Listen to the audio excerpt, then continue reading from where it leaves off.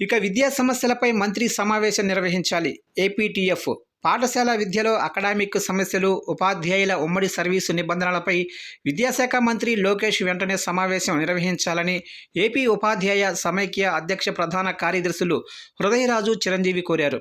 విజయవాడలో ఆదివారం నిర్వహించిన ఆ సంఘం కార్యవర్గ సమావేశంలో వారు మాట్లాడారు. బోధనకు ఆటంకం కలిగించే వివిధ రకాల యాప్లను తొలగించాలని, పంచాయతీరాజ్ ఉపాధ్యాయులకు పదోన్నతుల్లో అన్యాయం జరుగుతోందని, అలాగనే మెగా డిఎస్సి నియామకాల్లో యాజమాన్యాల వారీగా విడదీసి కౌన్సిలింగ్ నిర్వహించాలని చూడటం ఉమ్మడి సర్వీసు నిబంధనలకు వ్యతిరేకం. టీచర్లు మరణిస్తే కారుణ్య నియామకాలు చేపట్టడం లేదు.